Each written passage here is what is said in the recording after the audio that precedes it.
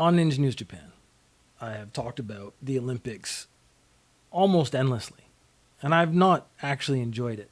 On Ninja News Japan, I try to stay factual. So I will talk about the Olympics. I will talk about the facts pertaining to the Olympics. I will talk about the news stories connected to the Olympics that are in the news, because that is what that is about.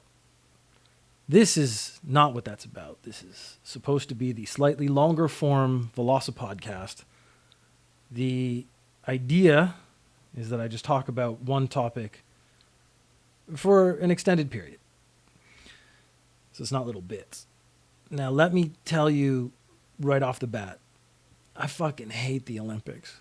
Like, I despise everything about the Olympics because of all the things they say they're supposed to do or going to do or what it represents. They don't do any of that. And it bothers me to no end. And that's something that I can't get past. So I've always kind of disliked the Olympics, but as I get older and more grumpy, it gets worse. I hate the Olympics more and more. So let me tell you why. And the first thing is the point. They say the point of the games. It's supposed to celebrate the pinnacle of amateur sport. So what they're saying is, we're going to get the best people in the sports of the world and bring them together, and they will compete in the spirit of unity and friendship, but we're going to categorize them by country, which is clearly not coming together in the spirit of sport and unity if you're immediately categorizing everybody. So fuck you. I could just record that, clip that little bit, fuck you, and then just drop that in the future. Because I will constantly make a point and then follow that point up with fuck you, Olympics, because that is honestly how I feel. So the first thing I hate is that it's supposed to be amateur athletes. And I think the Olympics would be better if it was. So why should they not have professional athletes in the Olympics? Maybe is one way of looking at it, but it is proposed as amateur athletes. So I read a story just last week that Naomi Osaka, who was having trouble in France because she wasn't doing press, I was actually quite impressed by that, if I'm being honest. She has made it into the Olympics. She's like the number 1 seeded player in the world. So Osaka net worth. Let's just look at that first. Oh, Bing. Oh, good Lord. $25 million in 2020. So Naomi Osaka is worth $25 million. And she's supposed to be an amateur? No. That doesn't make any sense at all.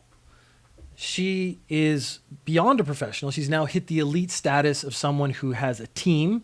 She has trainers. She has access to things that just other people don't have access to. So if I'm an amateur tennis player, let's say from the Middle East, and I'm really good, I have no chance against her. It's not that it's even unfair. It's just she has access to more stuff because she has $25 or $20 million, whatever that number was, $20 million, like a professional masseuse, a nutritionist. She's got people making sure she's at peak. What do I got? I got my cousin Omar. He's telling me that I should eat less of something. It just gets silly after that because I have to make up a stupid scenario. But there's 2 ways this is a problem, because professional athletes have advantages over amateur athletes. The most disgusting display, and this is when I started hating the Olympics, was the American dream team. And it was made up exclusively of professional basketball players. There wasn't an amateur in sight. Some of my friends have argued that there is, for, let's say, Uzbekistan, because I think that's the country that actually I'm talking about, a amateur basketball player from Uzbekistan. His dream would be to play against Kobe Bryant or someone like that. And I think that's true. I think it would be their dream to play against someone of that professional level. But what I saw was a professional basketball player jump over the head of like a 7-foot Uzbekistani guy and dunk on him, like with his nuts in his face. And that's not really a game anymore. It's just professionals beating the shit out of amateurs. This would be very similar to just me going around and beating kids at games. There's no real glory in that. And it was a foregone conclusion that these guys were going to take gold, like from the start. There wasn't even really a question. So I stopped watching it really soon. I saw some highlight clips, and that's where I saw him jump over another human being and dunk, which is ridiculous. It's awful, and it should not happen. Because those Uzbekistani guys, probably university students for the most part, they were amateurs. And if they had played against American amateurs, probably other university students, that actually probably would have been a pretty good game, but the Uzbekistanis would have had a chance to win. And no country was going to beat the Dream Team because they were professional athletes playing primarily amateur athletes. Naomi Osaka is a professional athlete. She shouldn't be pitted against amateurs who haven't worked up to that level yet. The Olympics is supposed to be a stepping stone towards professionalism. Now, I have done judo my whole life. There aren't a lot of professional judo people except in Japan. So the ones who come from other countries, they're not, I guess if you're on the Olympic team, you're probably doing that. But we need a definition of what amateur is. And an amateur should not have made $20 million from their sport. Now, judo is a poor sport. I mean, the richest judo guy I ever met had a beer commercial. And so he made all the money off the beer commercial. He wasn't making it off judo particularly. It was cool. But honestly, once he started making that money off the beer commercial, I don't think he should have been considered an amateur anymore, and he shouldn't have been allowed to go to the Olympics. I don't think he would have argued with me. So how do you solve this problem? Well, the first thing is, I would say an amateur, if they're an adult, if they're going full-time university, there are schools in Japan where you could actually study judo. So I'd actually be really tempted to call them out and say, that's not really fair. You can't study judo and then still be considered an amateur. Because if that's become your course of study, you're not really an amateur in it anymore. So I would say you have to have a 40-hour job or have a full-time education, and you have to actually be attending classes. And then you're an amateur. Anything beyond that, maybe you need to get it judged, but I would say anything beyond that. So you have a 40-hour job and practice your sport. You have a full-time education, and but not studying the thing you study. So the ice hockey, Canada, of course, dominates. It's an ice hockey country. Russia also does. And it turned out their team one year were all in the military, but the only thing they did in the military was play ice hockey. So that's, as far as I'm concerned, a professional team because they spend more time playing hockey than they do anything else. If you spend more time doing your sport than you do working, then you're not an amateur anymore. So that would have gotten around that. So they actually, what they were doing was trying to put professionals in. Then Canada just went ahead and said, like, well, if we're doing this, we're just going to put our professional hockey players into the Olympics. And again, they just dominated. Which brings up the second point. If you have professionals in, professionals quite often come from rich countries with more resources. And it means those rich countries win more often. And that's also unfair. So what I would like to see is some sort of leveling the playing field. So if X amount of money is put into their program, I think those rich countries should have to put the same amount of money into a program in a poorer country. That would make it more fair. It's not going to be perfect, but if I'm going to spend $1 million on my university athletes, I should spend $1 million on Uganda's, I'm really into the U countries today, into Uganda's professional athletes. And give them a chance, give them a boost up, try to help out other people. That would be more in spirit with the Olympics. But it's not, because it's countries like America who want to say, we won the most medals. But of course you fucking did, you fucking idiots. You have all the money that you put into your athletes that other countries just don't have. So it's not fair. So you didn't really win those medals. Is actually how I feel. When a rich country wins medals, I am not impressed. I'm not pleased, and I'm not happy about it. My support always goes to countries that are essentially poor. If they come up out of nowhere and win, I'm just overjoyed. One of my favorite stories is Afghanistan's first medal. It was a silver medal in Taekwondo. And the guy, his Taekwondo dojo, I actually don't know the Korean for dojo, but it's the place where his practice studio, his Taekwondo practice studio, was blown up, probably by Americans. But it was blown up. And he practiced in the street with his cousin or his brother or something. He went to the Olympics and he won a silver medal. It doesn't matter that it wasn't gold. He won. He went all the way, and it was incredibly impressive. And of course he's a hero when he goes back to his country because he's done something that no one else could do. And I mean, you have all these other people in the sports. They couldn't do the same thing. He had the spirit of the Olympics. So I say good on him. India's, I believe it was their first gold medal, was in air gun shooting, which I didn't actually even know was a sport.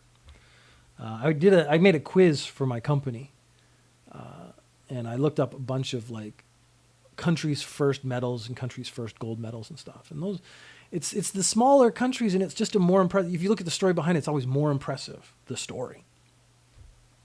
So Japan wins all the judo gold medals.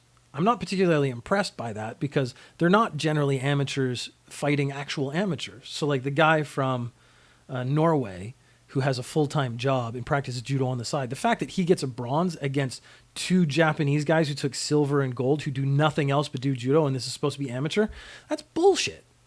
So fuck you. Drop that clip. I really do want to start clipping certain things I say and then just drop them in so I don't have to say them over and over again. Because you're going to get the one good take, the perfect, fuck you, the perfect one, and that's going to go out, and that is going to be the one that I want to use instead of saying it again, just without the same enthusiasm or something. Now, the only workaround I could find for my own plan, because of course I am a thorough planner, is you could have athletes who like run a gym and then they train for whatever their thing is, during gym time. But I would say if they actually run the gym, if you can actually prove that you do all the work in the gym, like you maintain the machines and you clean stuff and you do the books and whatnot, I would actually say that's okay because that would be enough time away from the sport that maintains amateur status. It gets that to me is when it would get gray because you get guys like, oh yeah, I'm a runner and I'm trying to think something, you run a shoe store, but actually running a shoe store would probably take 40 hours a week. So I bet that would be fine. But you can see where I'm going. Countries would try to find ways to put people in positions where they could still just practice all the time, but still claim that they were working. And that is not very fair. I should be the arbiter of that.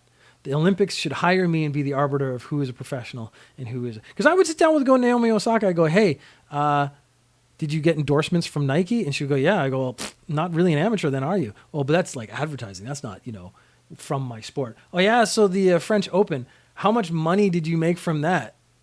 And then she would have to say a number, and it would be way more than my salary. So screw you. You're not an amateur. You're done. I quite like Naomi Osaka and the stuff she's been saying lately. So I don't want to put like a negative. Like I have a problem with her. I have a problem with the Olympics. They're letting her in. She has all the right to take advantage of the system that's been placed in front of her. I actually agree with that. So the athletes are not at fault here. It's the Olympic Committee and the rules of the Olympics that are at fault. Because given the opportunity to take advantage of a situation and you say no, that's very noble, but it doesn't mean it's wrong to do it. And the Olympics is one where basically no one gets hurt. So I'm as less offended by that. I'm less offended by the athletes going to the Olympics to like raise their brand. So the second part that breaks the spirit of the Olympics, the coming together in unity, is that you compete for countries. So I had a great plan for team sports.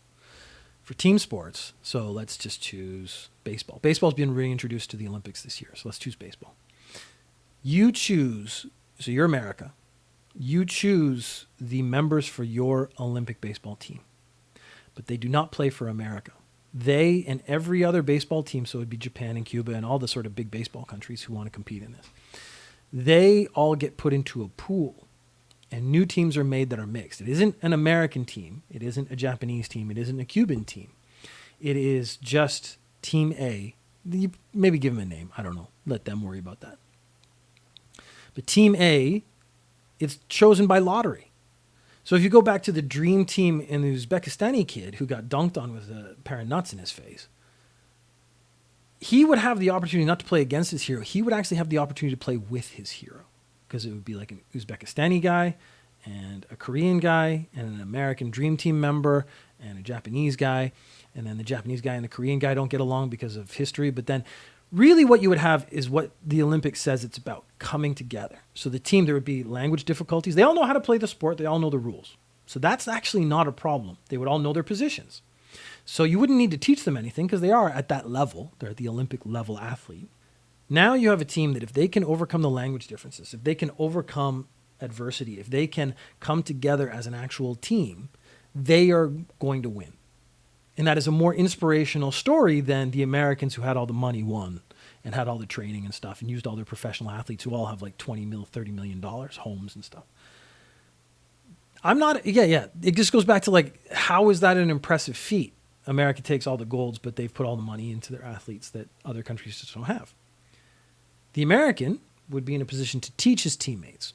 Maybe he would learn some stuff from his teammates. They would have to learn how to communicate. That to me would be the thing that actually would differentiate one team from another. The team that comes together and learns how to learns how to communicate so that they can work together more efficiently. That would be the team that's going to win the Olympics for whatever sport this is. It only really works for team sports. So there's water polo and bobsled, I guess, is a team sport because they got like 3 guys in that. Beach volleyball. There are a lot of weird sports in the Olympics. My wife gets terribly offended when I watch the beach volleyball because I really enjoy the beach volleyball. This plan only works for team sports. When you get into individual sports, you get a different problem. And the problem there is that, again, they're representing countries. And so I think you should take that away. The spirit of the Olympics isn't about countries anymore. And the tally of golds is always a problem to me. Because the tallying of golds is really saying, like, look, we won the golds. But if you look at the countries that win all the golds, it is all those rich countries. Right? And again, that's not an impressive feat. That's just something that happened. Individual athletes should not compete under a flag. So when they have player come out, there should be no flag on them. There should be nothing to represent a nation, because at that point, they're now representing themselves. I also think the Olympics should not have medals, because that goes against the spirit of the Olympics. If this is about sport and the purity of sport, then you don't need to have a medal. You're just trying to do your best. So you have competition sports. Like, again, I'm really into judo. The competition aspect of judo makes it very clear who wins, because it's the guy standing up at the end. He's the winner of the sport. But you can see that the spirit of it, the medal itself should be irrelevant. And that's something that people have a real problem letting go of, is what is the goal of competition? Because the goal of competition would be to better yourself, to improve and strive and all those other things that people say, but they don't really believe. What they really think is, if I get all the medals, I'm the best in the world. But really, if you think about, like, let's say swimming, Michael Phelps has all those medals. He swam at a consistent pace, which is impressive because it's faster than everyone else. They never talk about the guy who improved the most, which is, again, not something that people think about. But the guy who went into the Olympics and beat his own time, his own personal best, he's had the most significant improvement. Why are we not acknowledging that at all? That should be acknowledged in the Olympics if you really care about sport and achieving, the pinnacle of sports and whatnot. So there's mine. There are no teams representing countries. You mix the people into different teams. There are no individuals competing for countries. There are no more medals. And I'm hoping that this way, the people, because when people watch the Olympics, they actually start supporting their country. So when I meet Japanese people and they're watching a sport, they want the Japanese person to win. But why? The Japanese person might not be the best person or might not be the most inspirational. Because I hate the Olympics and everything it involved in it, I never really care about countries. Like they say, I was born in the UK, I grew up in Canada, I live in Japan. Which country do I support? I support the country that has the most interesting situation. That is actually I usually want the least likely person to win. That is the most exciting part for me. I have a friend who had another interesting idea. And it's, instead of having, this falls a bit on the side of the Olympics where I disagree with, because it doesn't actually follow the spirit of the Olympics the way it was defined. But he said, instead of having someone for each sport, your country should choose one athlete and they should essentially compete in every sport. So you would have to reduce the amount of sports, but you could still do it over 2 weeks. So you could have every day there's a different sport. So the first day is going to be some track and field. So shot put, I've always enjoyed, or the one where they spin around one and they throw the disc. I actually don't remember what that's called. Shot put's when you like throw a bowling ball. And so you would want to choose the most well-rounded athlete. So not going to be perfect at any one sport. So like I've done judo my whole life. I can tell you right now, I would be a very weak runner. So maybe I could win in the fighting, wrestling, judo aspects of the Olympics if you did it this way. But I would probably lose in the running, swimming. I could do mediocre in swimming, but I would lose at the running for sure. If they had bicycle riding, I would be at the back of the pack, but I would survive. So maybe that's enough. Maybe we calculate, okay, he's going to lose this, this, and this, but he probably win this, this, and this. We'll put him in. And do that from every country. And then you would get a more interesting pool of athletes competing against each other in such a way as to make a more interesting pool for the Olympics. And again, you wouldn't really be supporting a country so much. Like, yes, everyone would be representing a country in a way, but at the same time, it's really more about them and can they overcome a bunch of different things that they aren't able to do really naturally. Because everyone's going to kind of specialize, but is it enough? Because I look at biathlon, cross-country skiing, a sport I hate, and shooting a gun, something I've never done. It seems impossible to me. That impossibility makes that sport more fascinating. And then let's say I was the Olympic representative for whatever country, and I do judo, so I beat all the other guys in judo, but then we go over to the biathlon. I'm just trash, but I'm trying really hard. That might be inspirational in itself. So that's actually, I think, a neat idea. The last thing I hate about the Olympics, and this is maybe my most controversial opinion on the Olympics, is that any sport with an artistic judge is not a sport. Now, people always get really angry because they're like, oh, but like that includes figure skating and gymnastics and a lot of other things. Those are really hard. I'm like, yes, but there's lots of things that are hard. That doesn't mean they're sports. Dance, I'm sorry to have to say, is not a sport. Figure skating is not a sport. It's dancing on ice. I'm not saying I could do it. I'm not saying it's not difficult. I'm not saying they're not peak physical condition. I'm saying it's not a sport. Because when you have a judge who is sitting there and saying that wasn't beautiful enough, you're now residing on the side of opinion. And if you're residing on the side of opinion of a judge, it's actually not a sport anymore. You could make those into sports, and it would be very easy because what you do, so figure skating, it's actually one of the ones I hate the most, but it's only because I grew up in Canada. In winter, it was either hockey, figure skating. You just switch the channels. It was hockey, figure skating, hockey, figure skating, hockey, figure skating. And I never enjoyed either of those sports, so I didn't want to watch them, but it meant there was nothing on TV for me to watch. So figure skating, to make it a sport, what you do is you have two figure skaters on the ice. And I make jokes like then they attack each other and fight. But fighting is the purest competition because it's always very clear when someone's a winner. But that's how I define a lot of things in my life. So to make it a sport, you have two people and then you flip a coin.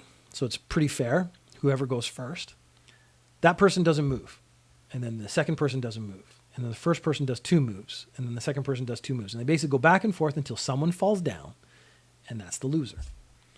And it could come down to stamina. It could come down to mastery of the moves. It could come down to complexity. If I can do a triple backflip and you can't, I'm going to win at least that section. My next opponent chooses moves that just go on forever and ever and ever. And I don't have the stamina. And that's how I end up losing. There's strategy involved there. And you need to know your opponents and stuff. And that makes it a sport. And that can be done for almost anything. Gymnastics, the same thing. I do a move, they do a move, I do a move until someone messes up one of the moves. Now you have a clear winner. When the winning of a sport comes down to the French judge thought it was really pretty, I don't think you have a sport anymore. What you have is an opinion of people. And opinions are incredibly biased because, of course, the French judge is going to give the artistic points to the French player and not the Americans and stuff like that. So that's, again, they're not even in the game, but they're making these decisions that actually win or lose the game. And that's why I think those are not really sports. So 2024 in France, they want to put breakdancing into the Olympics. And I would like to see the rules because I don't think breakdancing is a sport. I'm not saying it's not difficult. I'm not saying I could do it. I'm not saying it's not, those guys aren't incredible athletes. What I am saying is it's not a sport. So if it's not a sport, then it shouldn't be in the Olympics. And it's like everyone wants to get their stuff in the Olympics. There's a lot of, every couple of years, Chess wants to get it in. But again, that's not a sport. It's a game. And you might go, it's because it's a mental thing, not a physical thing. And actually, I think the Olympics and sports and stuff are physical. That's pretty much it. That was 27 minutes of why I hate the Olympics.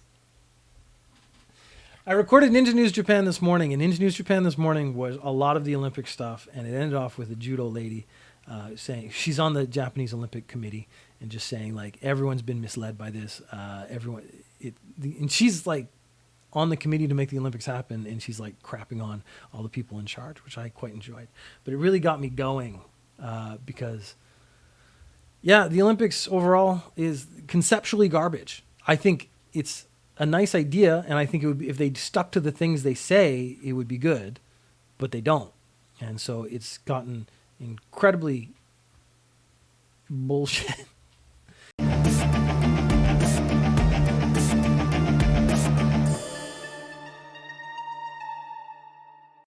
Yes, I think everyone's heard this before if you've met me in real life around the Olympics time.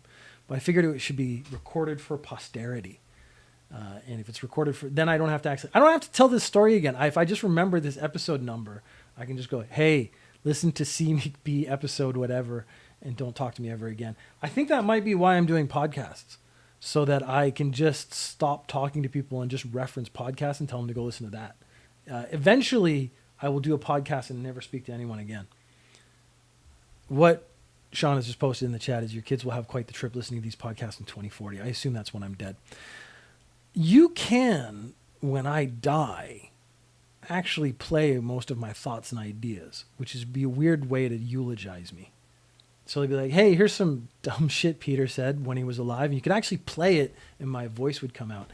I was thinking about recording messages to my family for when I die. But I figured I couldn't do it seriously enough. So it's tough. Because this is a way of, it's a record. I should actually go back and listen to things I've said in the past. I actually wonder if I still agree with stuff I said at the beginning, like 3-4 years ago. I realized if I sat up straight more, I don't know how far away I am from the microphone. You lose the top part where my shine, because I do a lot of this, and then there it is. The shiny bit right there I've noticed. But this is the angle when I record, is I lean on my side and I talk into the microphone. So I talk past the microphone so you don't get the plosives, you don't get the P's into the microphone. But you get that one spotlight on my forehead. So I should sit like this. I could get one of those ring lights and then you'd see a little ring right there, which would be interesting.